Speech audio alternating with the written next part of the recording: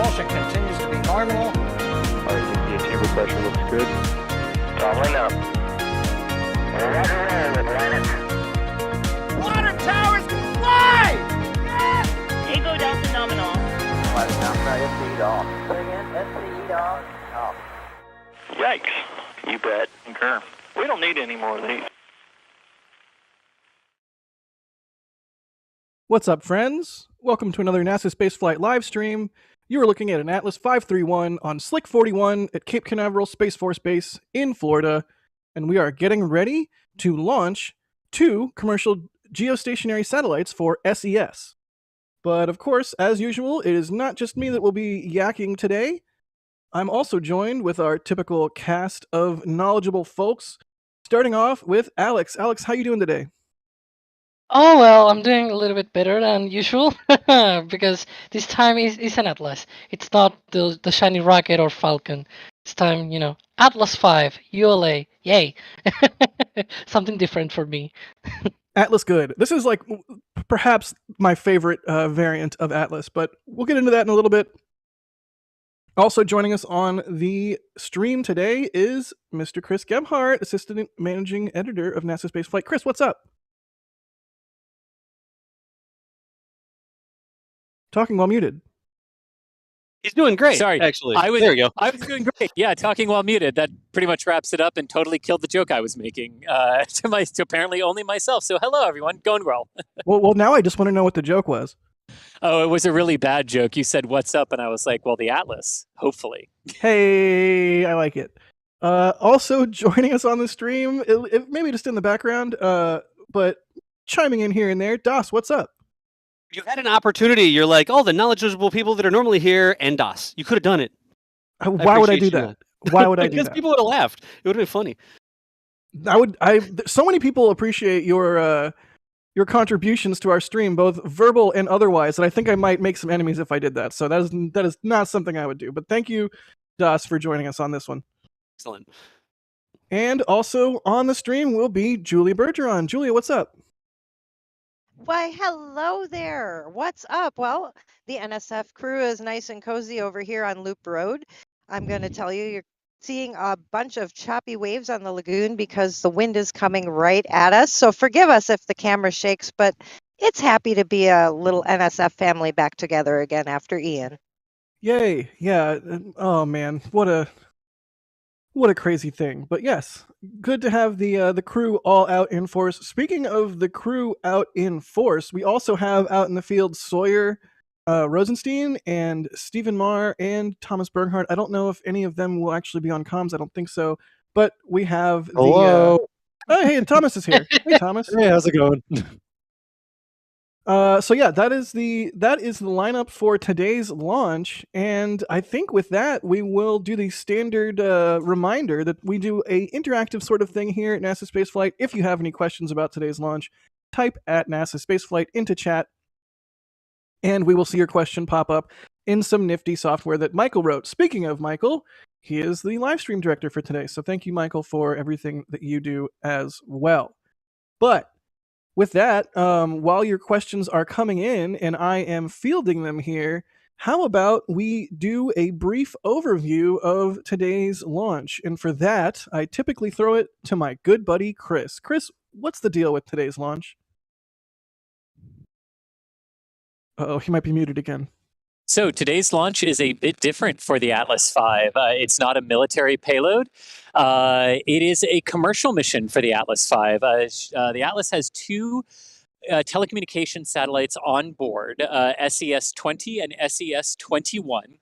They are 2 of a 4 satellite replacement system for the overall SES constellation that resides in geostationary orbit. And the whole reason behind these 4 satellites, including the 2 that are on today's flight, SES-20 and 21, is because SES had their constellation up there. It was nice and happy using certain communication frequencies. And then the US government and other governments around the world came and said, hey, that frequency range that you're operating in, we want that for the 5G network now. So change. basically, or you have a defunct satellite up in orbit because we're not going to let you use the frequencies after a certain date. And satellite operators had to respond to that. Some were able to do it by just altering the frequencies with their satellites a little bit, but some, like SES, had to opt for full-scale replacements of some of those satellites. And these are 2 of the 4 that are going up. The first one already launched last year on a Falcon 9. And the last one will also launch on a Falcon 9. So these are the only 2 for Atlas in a single dual launch configuration.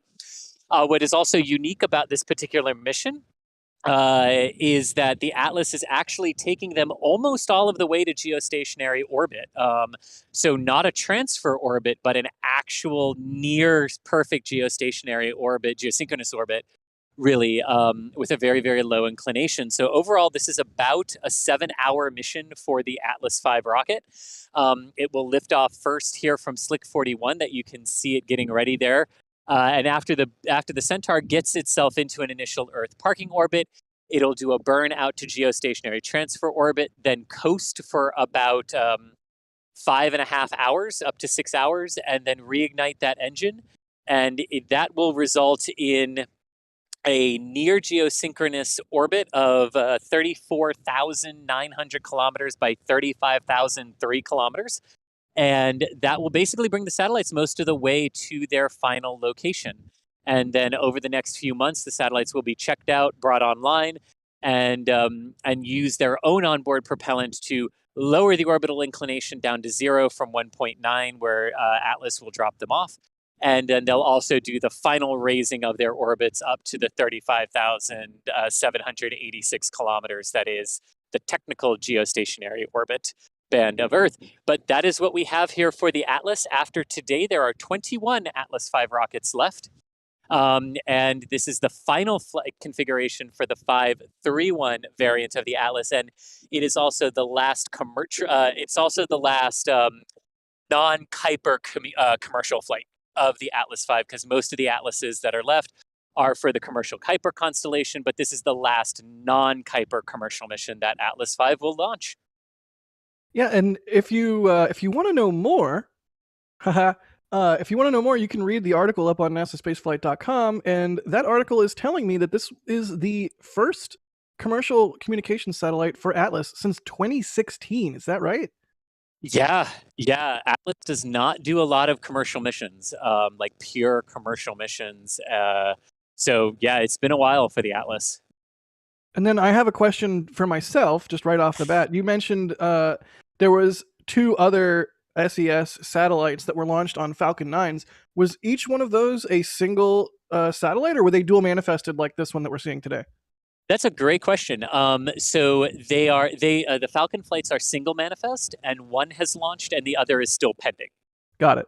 Well, that's not totally correct though. The next SES launch on Falcon 9 is going to be a double satellite launch. That'll be SES. Hold up, because I have the list here.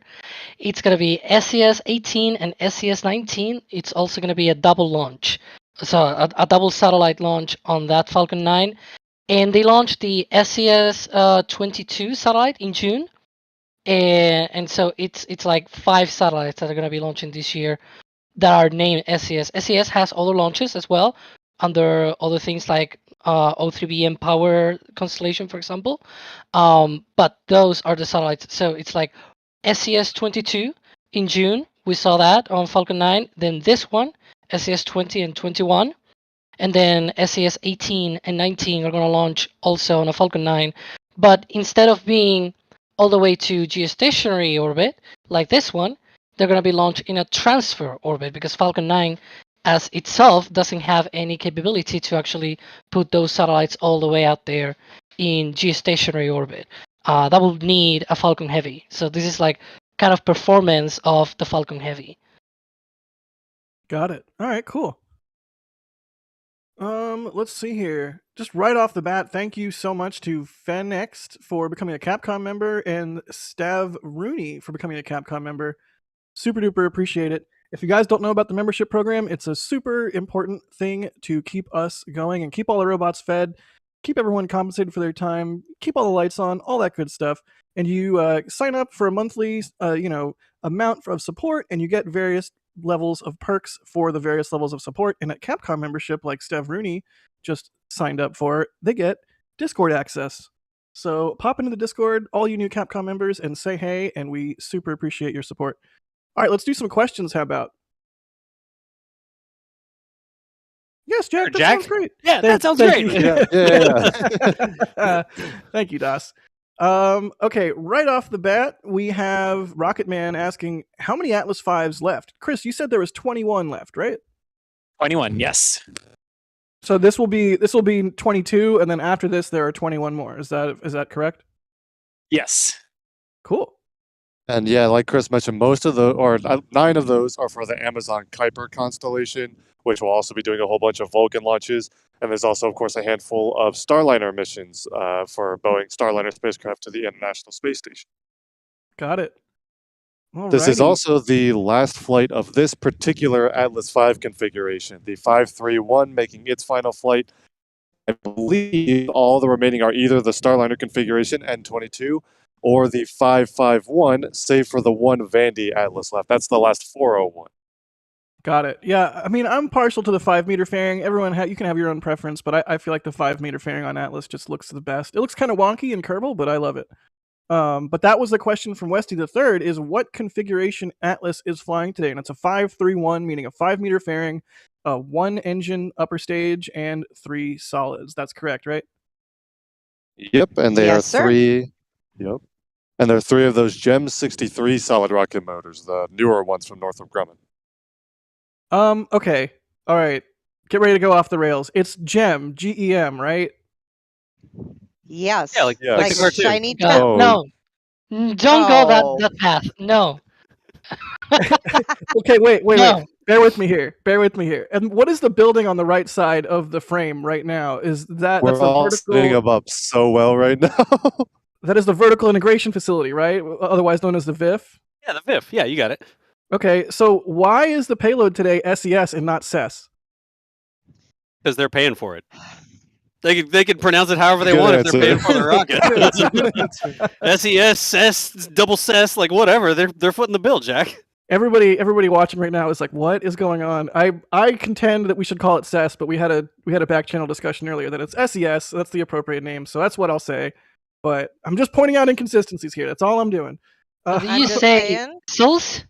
Souls for SLS? Well, that's SLS, yes. No, that's Sloss. Philip Sloss is the person who Sloss, knows everything yeah, about there you the go. SLS. Sloss That's rocket. different.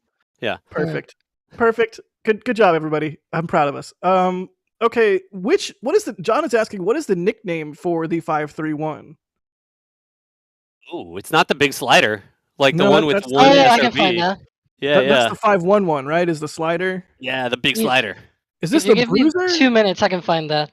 Oh, If you guys don't jeez. know, every Atlas configuration has a different sort of internal ULA nickname. I'm hearing that it's the Thunderer. Thank you, Can we- Stephen. we That just may be the call- case, yeah.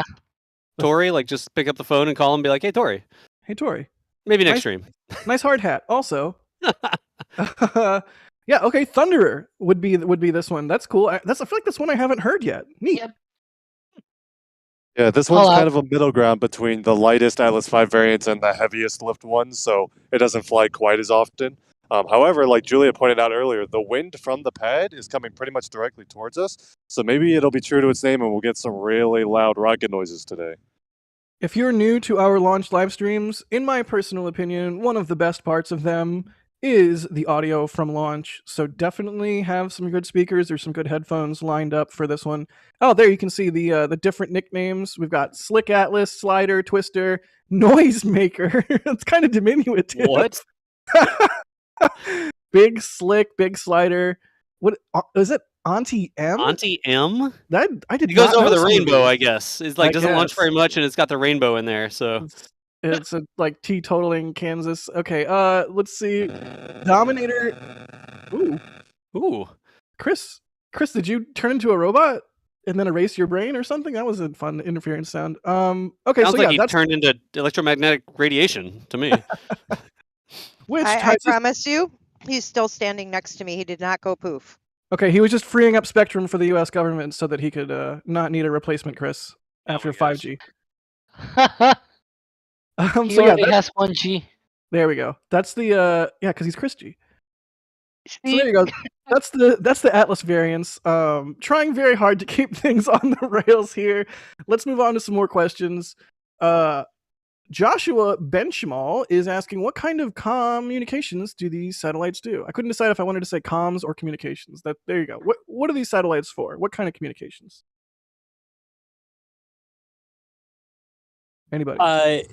Yeah. So basically, what they are using this, it's part of well, I mean, it's sort of telecommunication services, right? So I mean, they allow basically 10 C-band transponders. It's in the C-band is what they're doing with this. So it's basically, you know, like the normal types of telecommunications that you would expect, right? It's going to provide data, it's going to provide voice channels, it's going to provide audio, visual, and stuff like that. The main sort of thrust behind these satellites, though, and why they are needed is they need to clear the 280 megahertz range in the spectrum for 5G use, while migrating all the C-band customers like over to this other thing. So it's still C-band communication. That's still primarily what they're planning to do. They just need to like excise a little part of the megahertz range that the 5G bands are using for the terrestrial communications now.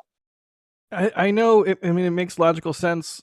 It just still kind of hurts my head that there's only so much electromagnetic spectrum with which to devote different bandwidths to.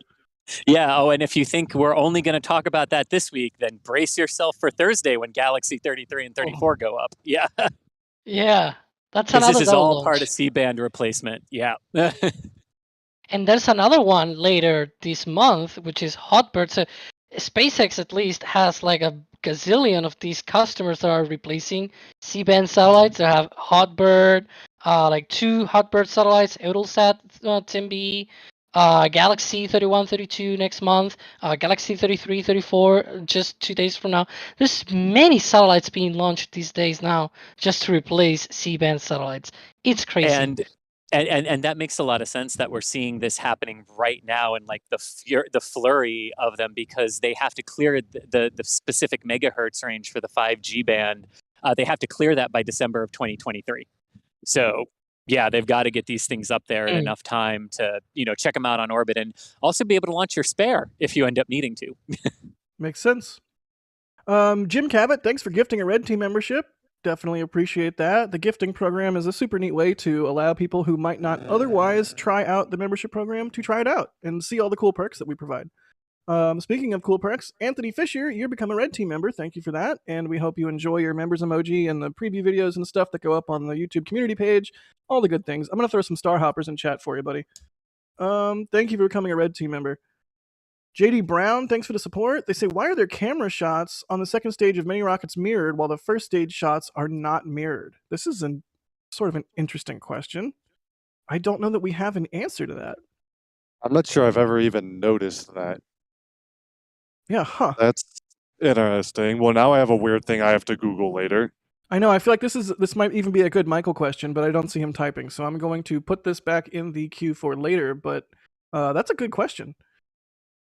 Musical Wolves, thank you for the support. They say, does SES-SA sit in mission control since it's their satellites, or only the launch provider sits in mission control? The customer definitely sits in on a console. There's a couple of different control centers. They're not always at the same place where the rocket controllers here at Cape Canaveral or ULA's mission control in Colorado. They might not necessarily be there. They might actually be with Boeing because these satellites are built by Boeing, and Boeing will have their own console operators also basically monitoring the 2 satellites during launch, during the countdown and launch to make sure they're all good. So the customers would probably sit with them if I had to guess, but wherever control room they're using. But yes, the customers are absolutely part of the countdown. Nice. Let's see here. Ron Watkins is asking for a T0. Well, we can only give you an L0. Well, I can give you a proposed T0. There you go. So it is a 45-minute launch window that opens at 5:36 p.m. Eastern or 21:36 UTC and closes at 6:21 p.m. or 21:21 UTC. And this is Got part it. of going up to a GTO, right? That gives them a little bit more flexible launch window. They're not going to the ISS. They're not rendezvousing with the target in low Earth orbit. They have a little bit more flexible target because they're going a little bit higher than some of the Starlinks and stuff like that we normally see, right?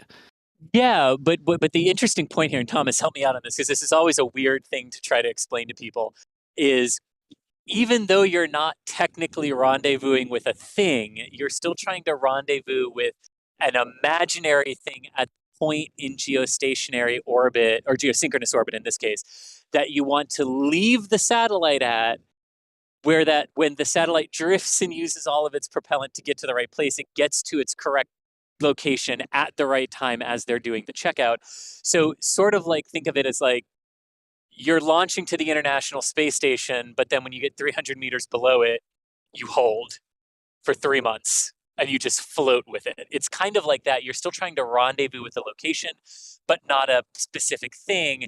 And what gets you your window is actually the performance margin that's left over from the rocket once they go, okay, if we launch right at optimum, what does that give us, and how much performance margin is left on the end actually gives you the window to GTO. The launch Gotcha. time today is the rendezvous element of this, which is what gives us the launch time, but the window is rocket dependent. Did I miss anything on that, Tom? No, that was great. There's the other thing to add that especially comes into play with these communication satellites, especially if you're going all the way to geosynchronous. The spacecrafts all have to rely, both the satellites and the Centaur upper stage need to rely on battery power that entire way. So it is very important that when those satellites do deploy, they are in sunlight, because so that the satellites can charge themselves pretty quickly. So a lot of the times, being sunlit after spacecraft separation is a requirement that drives the launch window and the launch time as well. Ah, neat. Sometimes there are also requirements when especially for certain satellites of when they are going to pass over a certain ground station, for example. So Oh, if yep, that depending too. on the date or like the time of day, maybe the ground station might not be available or something like that. So that's another constraint that usually we see for these launches. Got it.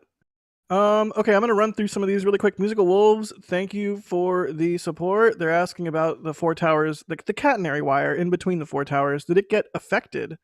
I assume they mean by Ian. I don't think they'd be launching today if it had been. That's actually a good question. Just I can answer it really quickly.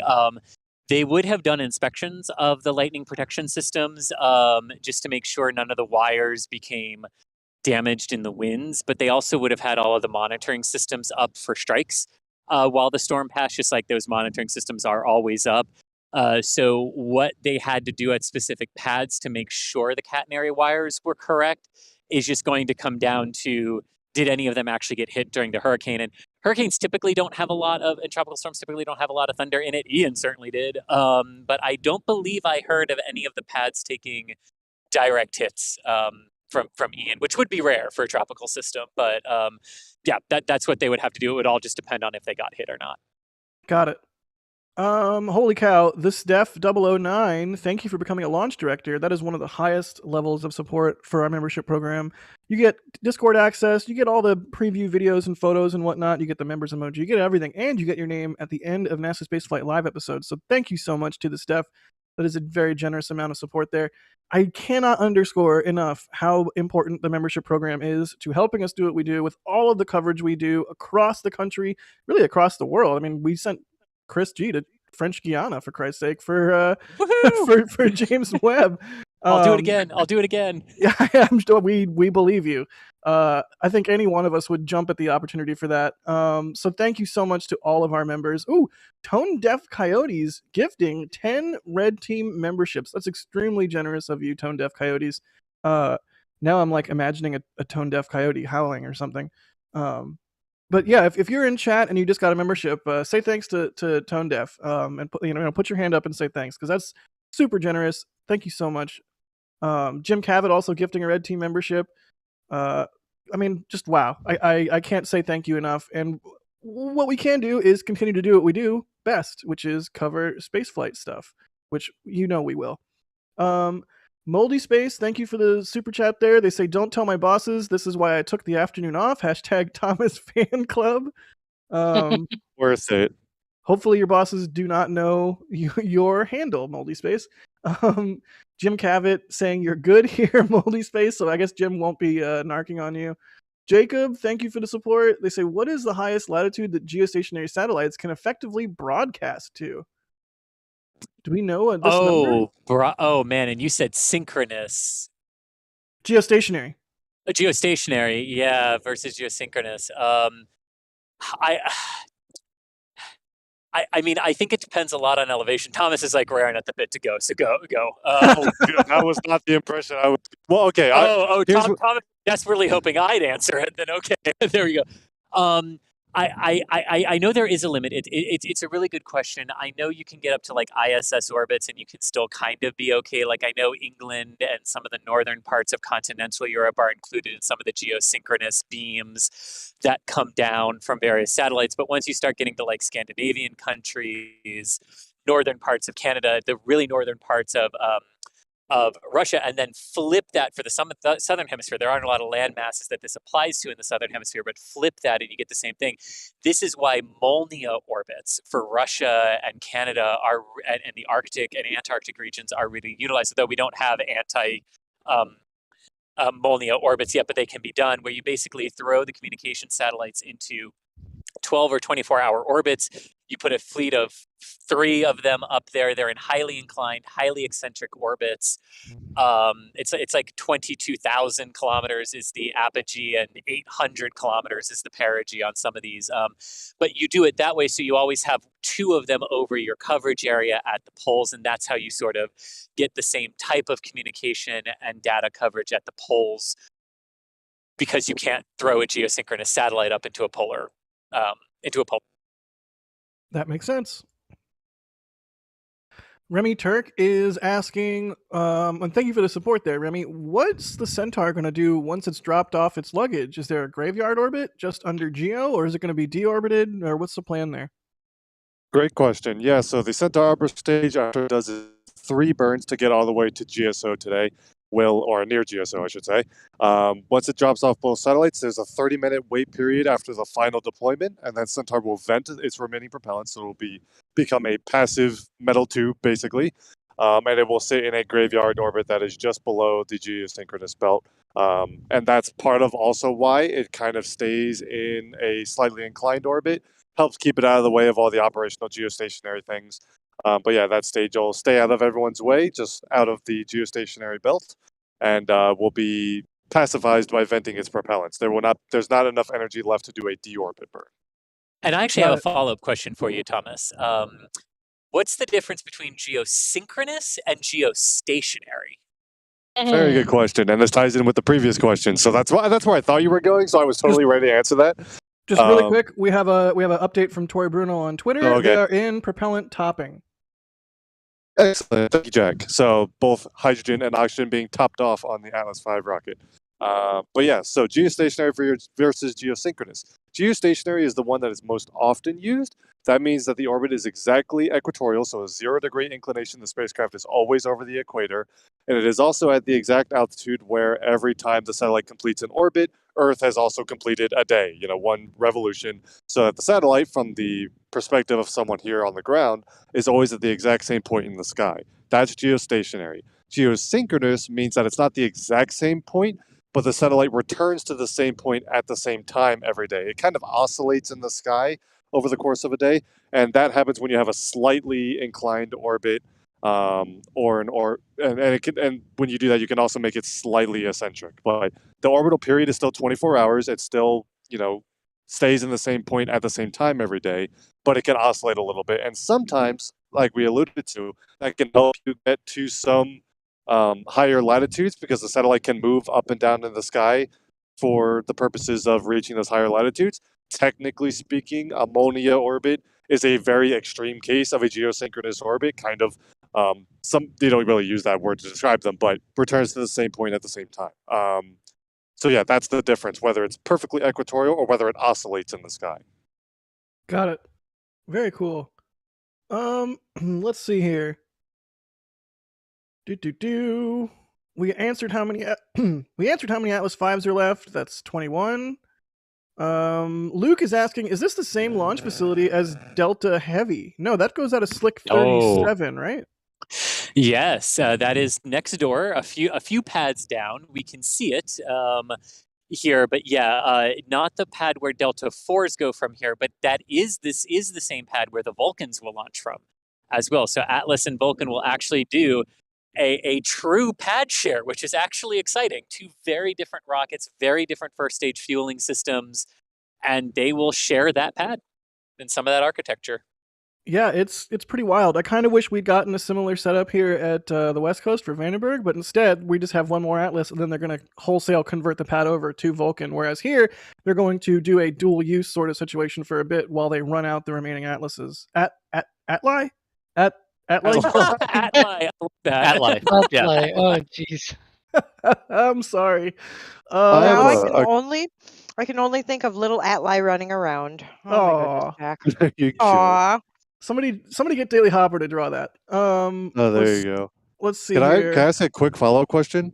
Go. For any of the historians that are on this call right now, when was the last time there was a pad share that wasn't just between like different configurations? So not Falcon 9, Falcon Heavy, not Delta, Delta Heavy. No, Last time there hasn't been. two different This families. is the first.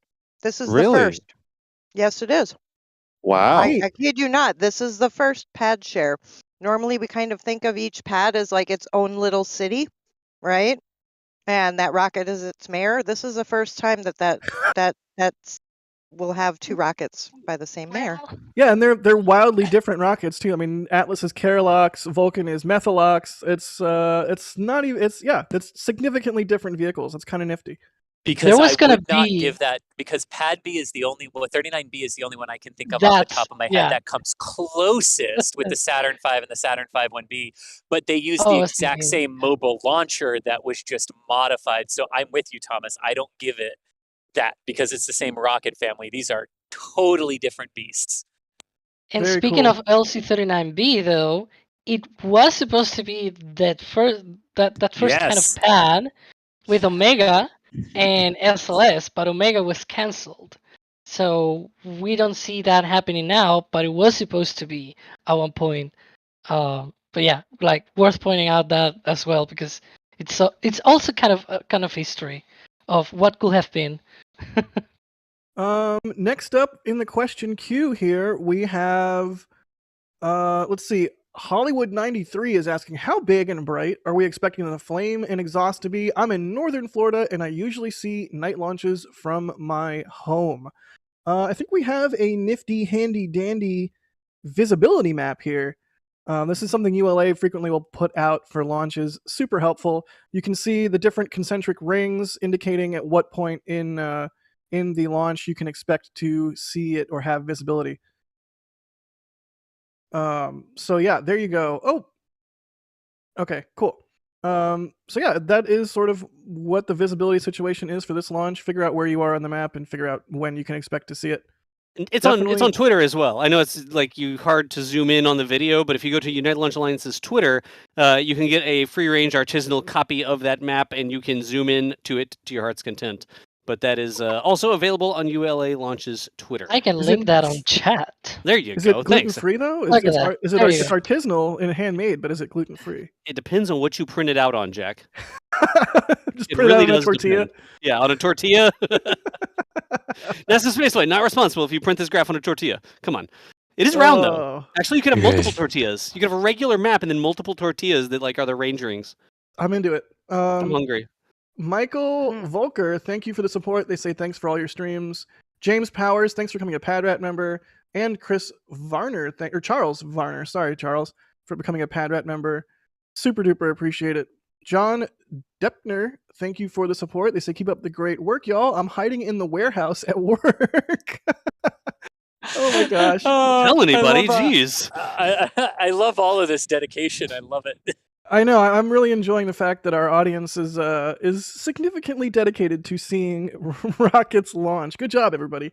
Charles, again with support, asking, how tall is Atlas V? Very good question. 196 feet, or 59.7 meters, right? Yes, in its 5-meter payload fairing configuration, that is the height of the Atlas. Height does differ by payload fairing. Are there two different 5-meter fairings with two different heights? There are 3 different 5-meter fairings, and today is the shortest one. That's wild. It looks so huge. I can't believe this is the shortest one. Let's see here. David, thank you for the support. And Jerwa, holy cow, Jerwa. Always awesome to see your name pop up. Thank you so much for everything that you've done to help out our channel, buddy. Gifting 10 Red Team memberships. Whole bunch of gifted memberships coming in, which is extra appreciated. Again, membership program, so key. Could not do what we do without it. It's 100% integral to what we do. So thank you to all of our members. Thank you to everybody that's gifting the memberships. And thank you, Jerwa, for your continuous and repeated and long time support of our channel. Super duper appreciate it, buddy. Simon, thank you for the support. Just thanking us for our coverage. You're welcome, Simon. We'll keep doing it. You keep watching. We'll keep doing them. David, thank you for the support. Asking about the claw on the orbital launch tower. Are we talking about the Starship launch tower? The claw doesn't exist anymore. Atlas doesn't have a claw. Yeah. That's not how Atlas works. Gil Russell, thank you for becoming a PadRat member. Cool. All right, let's do some more questions. Rocketman Andrew is asking, did any buildings at the Cape get damaged by Ian? None of the major buildings got damaged. I mean, that anyone said. Everyone came through it very, very well at the Cape. Thank goodness. Some branches, a couple trees, like palm fronds down, blowing across the parking lot, like Florida tumbleweeds. But the Cape really did avoid the most severe of the wind and rains there. So, despite the fact that the center of the storm passed directly over the Cape and Kennedy. Yeah. So it's totally right move to pull SLS from the launch pad. Yeah, can you imagine? No, I'm not even gonna. Nobody imagine it. Don't imagine it. So we're talking about the dual use situation for Slick 41. Lucas is asking, is there an update on the first Vulcan launch? When do we expect that to happen? I will say that the most recent milestone was a successful qualification firing of the second flight engine, which is confusing because they haven't done the first one yet. But the first one went back to Blue Origin in Washington to correct some manufacturing thing. Tori Bruno tweeted about it. But so they tested the second one first, and they've done at least one test firing. There's also been some satellite imagery suggesting maybe they got a second out of the way. But so they're finishing testing that engine. They will test the first one after that, and then they will have their two first stage engines to integrate in the factory indicator. I also know that they passed some Centaur tank testing, like pressure testing for the Centaur upper stage. For Vulcan, no word on the RL-10s, though I don't think the RL-10s was ever like a schedule risk item, so maybe they just haven't bothered. But I think once those engines are finished testing, we should expect to get more upgrades on the final integration of the vehicle so that it can be shipped out towards the Cape for launch vehicle on stand and beginning to prepare it for its launch campaign. The only other thing I will add to that is if you are interested in seeing some of that engine testing and what Thomas was just saying about the back and forth, there's a video that we published about the Battle of the Methane Rockets where you can go look at and see some of that as well for in terms of which methane rocket might make it first. But definitely some BE4 action in there. Yeah, I suspect a lot of viewers of our channel might think that Starship will be the first methane-fueled rocket to make it to orbit. But you'll just have to watch the video to see what Ian's conclusion was there. Ooh, teasers. Let's see. It's a really great video. We just put that out. Be sure to check it out.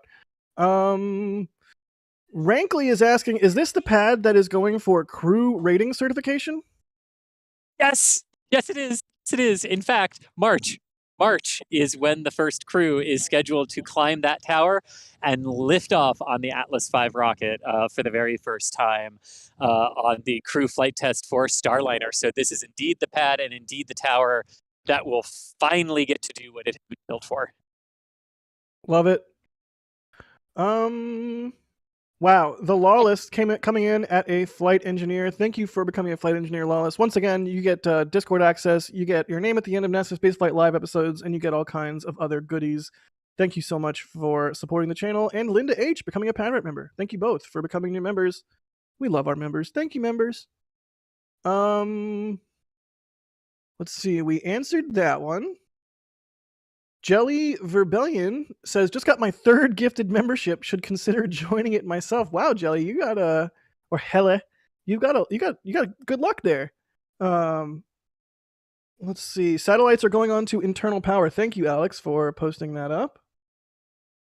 And we will have the go no go poll at about L minus 7 minutes. So we will have that, and we will be shutting up for that. So stay tuned. Just moments away there. Let's see here. Okay, Space Pope. Space Pope is asking. Space Pope. Yeah, there you go. Is asking. It looks windy there. Is weather a factor for a scrub today? Great question. I can alleviate everyone's instant fear. No. Weather is perfectly good. Ground winds are good. Clouds are good. Upper level winds are good. Proton flux that they look for with the Atlas is good. So no, there are no weather constraints. Weather is in fact a predicted and observed go during the window. Those tricky protons. I know, right? ULA just posted like 3 minutes ago that weather is go. They're still targeting 36 minutes past the hour, and no technical issues are being addressed, and they remain on schedule. So it's all go. It just as of right now. And I see Tori has recently tweeted, launch weather officer reports, no clouds of concern, winds okay, and like you said, Chris, proton flux at background levels. What were you going to say? Yeah, so the proton flux, because that's an interesting thing that you don't really hear about, right? Because you always hear about, oh, what's the weather on the ground? And we all think atmospheric weather, terrestrial weather, but you've got to consider space weather too, because you don't want to haul your Atlas and all these big sensitive payloads up into orbit right as the coronal mass ejection comes through. And spoiler alert, we had one the other day, and there is one on its way to us for a fairly good potential for some auroras coming up here. But so they always look at that proton flux count to make sure that space weather environment and the space radiation environment is acceptable for the rocket and the payloads. Yeah, not quite the same, but similar situation with, if you remember that recent Starlink launch that deployed its all of its Starlinks into a I don't even know what you want to call it. Was that a mass ejection? That was a really interesting one where SpaceX launched and the coronal mass ejection had not happened yet. It was after they launched that the ejection happened, and then Earth's atmosphere ballooned up and thickened, and they lost the Starlings because they just couldn't raise their orbits quick enough. In that regard, so but exactly the same type of event that we're talking about here that you want to look for. Yeah. Got it. Space weather, it's a thing, and you have to pay attention to it, especially when you're launching, I don't know, things into space. Let's see here. One thing that I will point out, they're doing a poll with the Denver folks. So ULA has the SPOC here at Cape Canaveral, the control center there at launch site, but they also are polling back because Tori Bruno just tweeted poll go, so in case other people are looking here, and also on Twitter, that poll is the poll that they do with the people at Denver. They have a technical team out there that they poll for readiness of the launch back there at headquarters, and now they're about to go into that L minus 7 minute poll that we should be coming up soon. Yeah, and that last poll is actually at the ASOC, the Atlas Spaceflight Operations Center. Oh, the SPOC is a different building, but yes, the ASOC. Okay, I confused buildings. For the final go Sorry. to pick up the count. Here we go. Engineers and managers are polled for system status and readiness to proceed. This is the final status check for all Atlas vehicle systems, ground systems, spacecraft, and the U.S. Space Force Eastern Range. The vehicle system readiness poll includes electrical systems, hydraulics, pneumatics, propulsion systems, flight control, and propellants. Let's listen in as Ron McKee performs the final polling.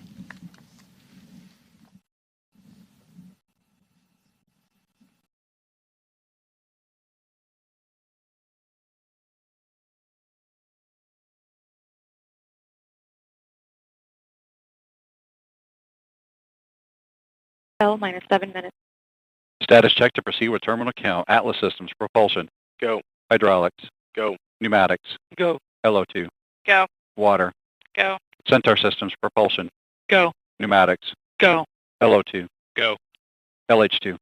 Go. Pass gas. Go. Electrical systems, airborne. Go. Ground. Go. Facility. Go. RFFTS. Go. Flight control. Go. GCQ. Go. Operation support. Go. COM. Umbilicals. Go. ECS. Go. Red light monitor. Go. Quality. Go. Op safety manager. Go. ULA safety officer. Go. Vehicle system engineer. Go. Anomaly Chief. Go. Branch Coordinator. Clear to proceed. Launch Director. You have permission to launch. Proceeding with the count. ALC verified T0 set for 21:360. Verified. There you Well, have it. that's what I was going to say, Jack. That's what we like to hear, right? I feel like that was the same anomaly chief as for Delta 4 Heavy off the West Coast the other day. Because Some of them probably are. a very distinct go. Like, it's I feel very, safe and good that the anomaly chief is so emphatically go. It sounds like the Kamler's kids have no shoes out there. Like the worst microphone in the go no go poll was the comm desk there. So it was like I thought the exact same thing to us. Quack. so like a chicken got in there. Well, at least the irony desk was go. The irony desk, nice. Oh man, good stuff. We are steadily ticking down to T0. And as we do, I just want to give a gentle reminder that we thank all the super chatters. We thank all of the new members. And yet another way to support what we do is by grabbing some merch off our store. And we have a variety of merch, including metal prints. We've got t-shirts. We've got all kinds of Artemis stuff. And hey, look, we've got some Atlas items as well, like this nifty engine shot from Landsat 9. Gorgeous RD-180 engine metal print. And so if you want to support us and get something back in return, you can do so. Just hop on over to the NASA Spaceflight store. The membership program gets the various perks. The super chats will read your name out on stream. But if you want a physical object or a cool t-shirt or a cool print as like a conversation piece or something to confuse your friends with, depending on how cool your friends are, hop on over to the merch store and check out what we've got. And the mighty Atlas, as we keep saying, is life limited here with the number of flights that are left. So if you too wish to own a piece of Atlas history. Sure enough. Let's see here. Oh, did my And we're out of the T-4 minute hold that they usually do, and now they're proceeding with a count. Good, that's what we want to see. Nice. Yep. Let's see here. A couple more questions as we get closer to launch. And those of you out in the field, I know this is the point in time where you need to be sort of dotting your I's and crossing your T's. So feel free to hop off, and we'll see you on the other side. Thomas is on it with the track, and yeah, we will. I'll stay on for a couple more minutes before I get off. I think we want the ambient microphone to capture my scream, right? Not the headset mic to deafen everyone. Sounds good. Yeah, that would be ideal. Let's see here. And my stupid iPad crashed. I feel like this happens every other stream. Oh no. Stand by. All right, I'm questions. to change it. Yeah, right. Question. That's Tim Apple saying time to upgrade. Let's see here. Today's launch trajectory, is it east, southeast, or northeast? It's southeast, if you remember looking at the graphic we put up a few moments ago. The launch trajectory there. Let's see. Yeah, it's gonna be straight east. Straight east. Okay, thank you. I can share again that thing. Hold up. I have it here. Hella Verbellion is asking, how's the security today? I know I just told the people out in the field to go bye-bye, but... The water is way too choppy for the aquatic security to be visible right now, but they are here nonetheless. Yeah, they're there. They're just not visible. Got it. Okay. They're in stealth mode. We're getting there. T-minus 2 minutes. Crossing down below 2 minutes. So at this point, Atlas 5 and the Centaur's propellant tanks are pressurizing to flight levels to give those tanks the rigidity that they need to support the vehicle during liftoff. The satellites are on internal power and have been for several minutes at this point. Final pressurizations, final checks of various systems are underway in the terminal count. At the end, the final thing to listen for around the 30-second mark is go Atlas, go Centaur, go SES as the final mark that they are going to proceed down and light the RD-180 engine, and then a few seconds later, light the solids. Of note, solid rocket ignition and liftoff does not occur at T0. Liftoff of the Atlas V actually occurs 1.3 to 1.8 seconds after T0, so T plus 1.3 or 1.8 is when Atlas V will actually ignite the solids and lift off. Nice. And remember, it's going to take a little bit of time for the sound to get to our mic. We have our own microphone out there, so you'll see it light up. You'll see it start to rise off the pad, and then the sound will take some time to come across the water there. We'll hear that in just a second here. Yeah, and sure with enough. 2 seconds to go, I'm going to leave it with you guys. All right, thanks, have Chris. fun, Chris. Yep. Yeah, if you are in the anywhere visibility map, if you're anywhere around, definitely be outside and watching this one. With the 3 solid engines, it should be quite a show. A nice, awesome plume as Atlas ascends into space, and we are T-minus 30 seconds on the dot with my mark to launch. So let's do this. Let's send some... Everything is go for launch, so let's do it.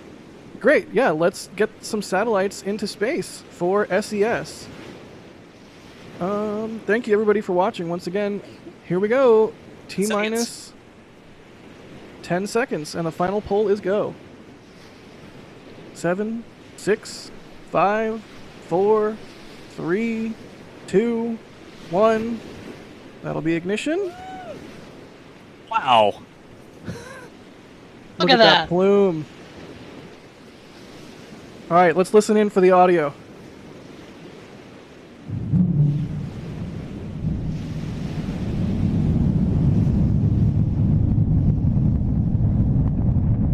That thing got out of Dodge, y'all.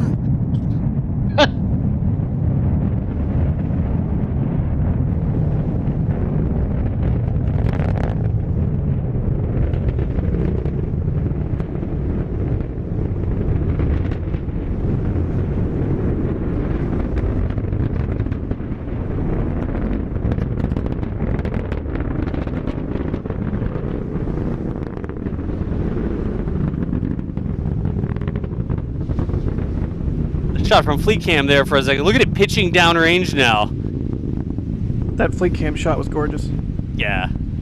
It's so cool because it leaves that pillar of smoke. Like the Atlas with the SRBs ride that pillar of smoke into space. Wait, if there's 3 SRBs, does that mean the thrust is 3? At least 3, yes. It's 4, but okay. Oh, jeez. Because there you get into the combustion chamber versus the nozzle versus the blah, blah, blah. Thanks, Alex. Wow, it is really hauling the mail now. Should be close to burnout of those. Oh, rocket cam. Looks like we'll see it on rocket cam here. The SRBs will burn out. There'll be a pause, and then they will separate.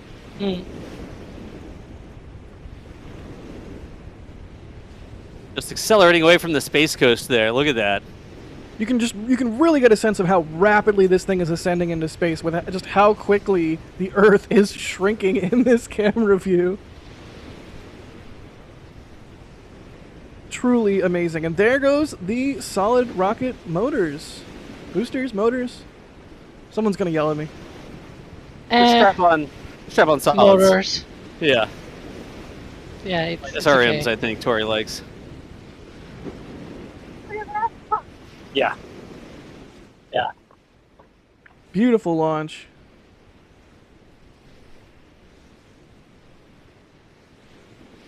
All right, so the next item in the timeline here is payload fairing jettison, followed by booster engine cutoff. I'm always mad that they call it booster engine cutoff, like Pico. It doesn't bother me. Doesn't bother. Of all the quirks of ULA launches, it doesn't bother me. The L minus T minus clock bothers me far more. Nice. But we all have our gripes. Throttling back to prepare for payload fairing separation, excuse me. Right, and that will expose the 2 satellites to the vacuum of space. There's ice going by there. Yeah, I was like, is that... No, that's ice. That's not a fairing. We would know if it was a fairing. A little bigger if it's a fairing. Yeah. Sometimes the ice shakes off from the separation. There you go, Ben. Like that right there. Oh, there's a fairing. Look at that wobble. It's like boy, yo, yo, yo, yo, yo. Yeah, for real. And in our back channel, I see that we're pressing the RCS system on the second stage. Next step will be booster engine cutoff.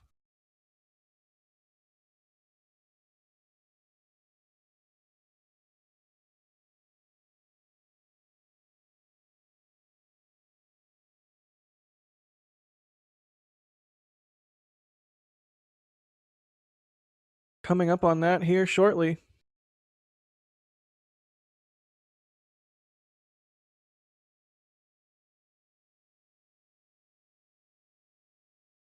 This booster, like the burn is really long, so it's Yeah. not like Falcon 9. It's 2.5 minutes and boom, it's done. And This there's is Pico. Yeah. Coming up on stage, And- Sep. Looks like a A centaur. gorgeous sight. And there's Sep. Good Sep. Nice. Oh, the sun is bright. Jeez. Ouch. Or planet or whatever that is. It's very bright. And we'll get Look at started. that. You could see Look at how that the startup. exhaust. I mean, that was crazy. As soon as the engine started, the shining of the sun changed Yeah.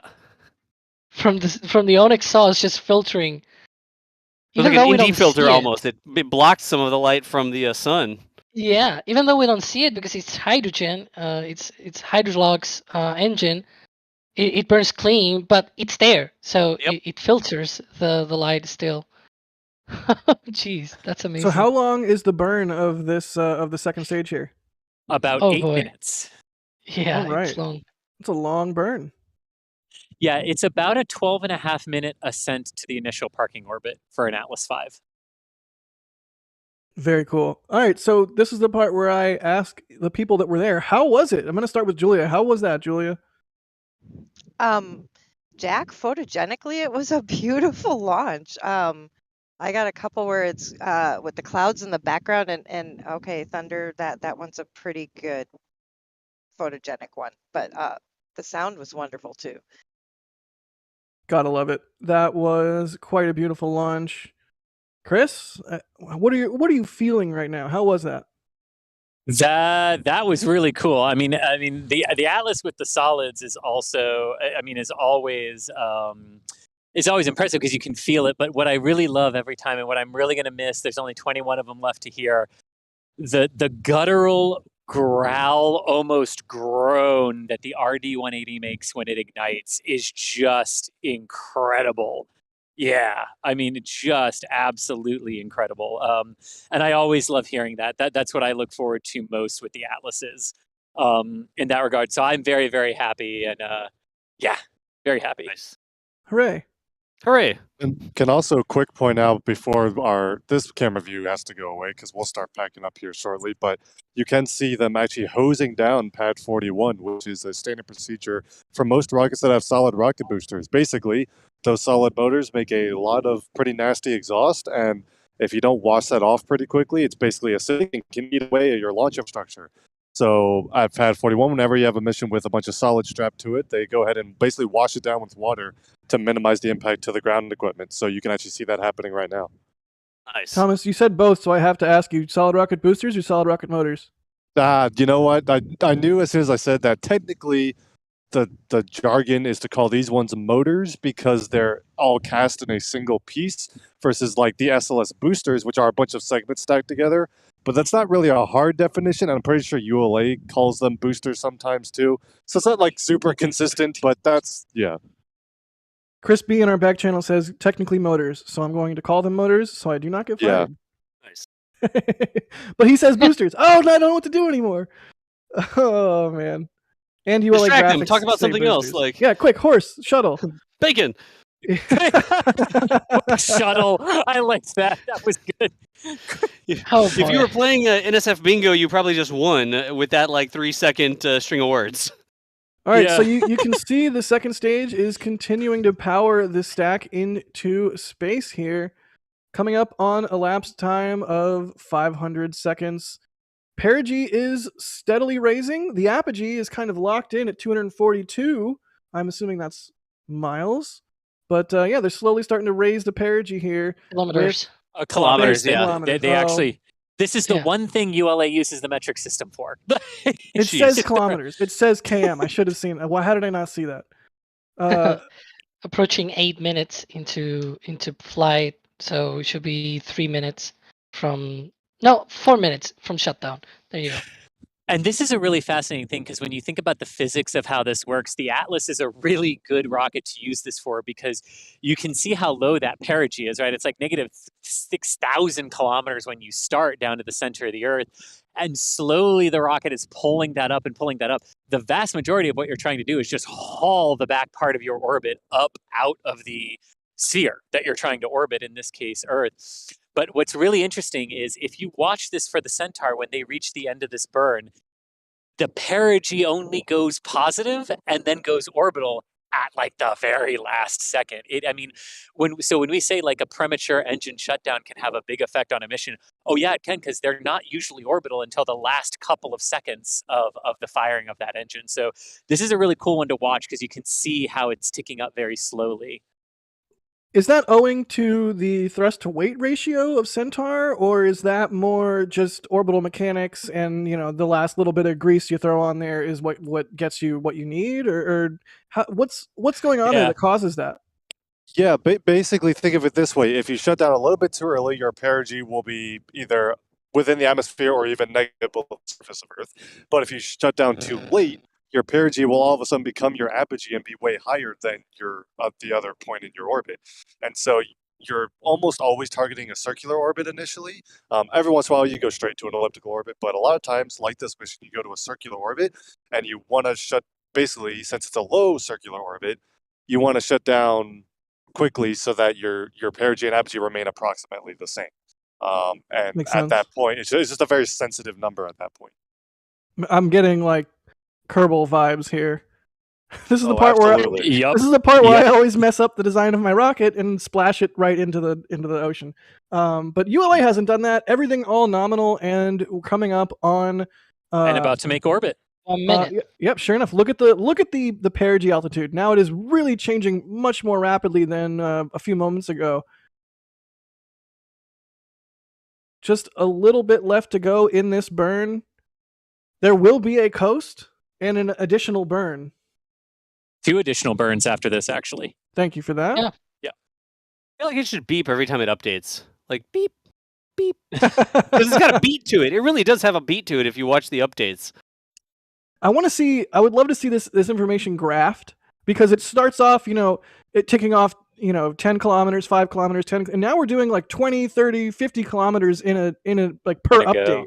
Yeah, Per 20, update. 35. Now, okay, now our perigee is positive. Yep. And orbital. We're above the 80-kilometer McDowell line, so that's Thank you for that. Thank you for the McDowell line reference. That is the one true line, as far as I'm concerned. Nice.